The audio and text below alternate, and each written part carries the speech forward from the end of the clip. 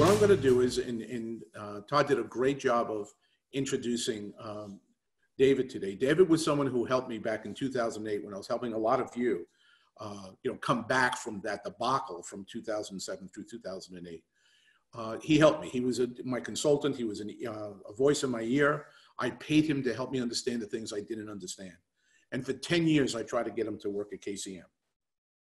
About 2.5 years ago, he decided that, all right, I'll come work there, but this is what I need from you. I need you to put together a crack research team. I need you to put together a crack content team, because I want to make sure that what we're delivering is the best anyone could get. So we met David's demands, and we put together, instead of being a couple of people at KCM now, it's 26 people. And instead of me hiring David, David is now my boss because my son bought the company and told me to go work for David. That's how much my son thought of him. So right now I'd like to introduce David, my boss, and really the brains behind the operation. Well, thank you, Steve. And, I was thinking back as you were talking about that, about 2008, and it's very similar today to what we saw different, and we're going to talk about that in just a minute, but a lot of questions that people have that there aren't a lot of, quick answers for. And one of these is recession. So I want to start there and we'll talk a little bit about that, even that last slide you saw where you show the dip down in GDP. So let's start this conversation with really the technical definition of a recession, or the widely held definition of a recession, of 2 consecutive quarters of negative or constricting GDP, meaning business is slowing down. A recession is nothing more than an economic slowdown. And what we know is, no matter where we are in the country today, all across the country, we see businesses slowing down. We see restaurants, we see other, establishments where people can't come together and be close, and, be in a movie theater, be in another place where they're afraid the contraction of the coronavirus is going to happen. So we've shut those businesses down, literally put the economy on pause. And Steve, you mentioned in the slide yesterday, the slide that you just used, the advice of this drop down, which are projections right now. First quarter is still a projection. This will be the last day. We'll see the first look at GDP in this country tomorrow. The initial estimates will be released, but they're calling for that to be negative. And then we're talking about this swift ride down here in the second quarter, where we know a lot of businesses have been placed on pause. So the question of, are we going into recession, from a technical standpoint, will not be answered until the end of the second quarter. But I think we'll look back on this time and say, we are in a recession. We were in a recession at this time. And that's going to heat up as GDP, again, comes out this week, and a lot more people are talking about it. But what we can confidently say in that is recession does not equal housing crisis. But I want to talk just a minute about why that it may come up for people. And I pulled a quote here from Mark Fleming from First American. And he says, many still bear scars from the Great Recession and may expect the housing market to follow a similar trajectory in response to the coronavirus outbreak. But there are distinct differences that indicate the housing market may follow a much different path. And while housing led the recession in 2008 and 2009, this time it may be poised to bring us out of it. So what's Mark saying there? When you lived through 2008, whether you're in our business, you're in the real estate business or not, we all remember it. And there was a lot of hurt in that time period. There was a lot of job loss, economic loss. People lost homes, and people were hurt. And what is when you're hurt, you're expecting a lot of times to be hurt again. And what Mark's saying here is, as people hear this talk of recession, it's very logical to go back to, well, here's 2008 all over again. Here's a housing collapse. And it's what we remember based on what he calls the scars of the Great Recession. And so it's worth noting as we have this conversation and we communicate to people that we serve out in the market.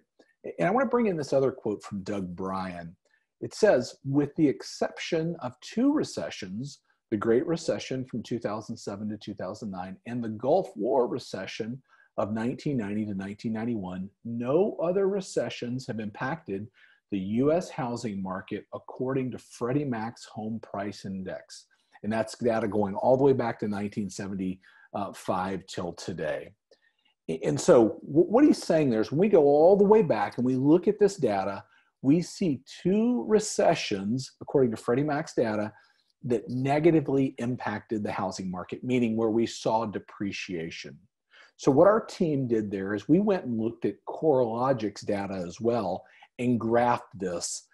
And what you can see here, this is home change or price change over the last 5 recessions in this country. And what do we all remember? Kind of going back to Mark's quote, 2008, where we lost almost 20% of value in homes across this country.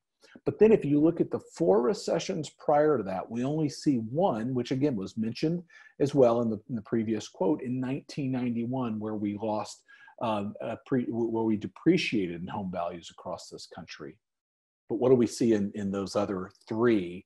We saw appreciation. So it's easy to make the case here that recession does not equal a housing crisis or housing depreciation. We've seen history, and we have this example to be able to show people right now. So guys, can I interrupt for just one second? I just want to play devil's advocate, and I can see that we're getting some comments and some questions that are coming through, specifically to, okay, this is great, but similar to 2008, we're in unprecedented times. We've never been in this before. So how can we make the comparison? And then the other piece to this would be the consumer confidence component, right? So even if the there's a segment of the population that believes that we're going to go back to work a little bit too early, and we're going to see an uptick in the number of coronavirus cases. So even if that doesn't happen, there's this consumer confidence issue that we're all grappling with. Is this baked in, or are we waiting to see what is going to happen with consumer confidence? Well, so the question is this baked into this? This is historical data. So this is looking back on prior recessions. Yeah, so David, let me just handle that for a second. Yeah. Go ahead, sorry. Let me just handle that for a second.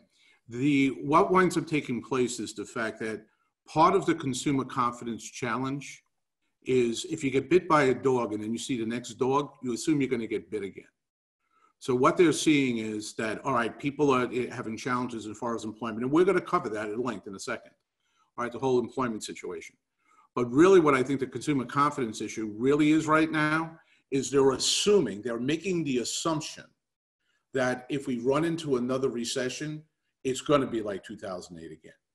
So the first thing that David wanted to show you was just understand a recession doesn't mean there's a housing crash.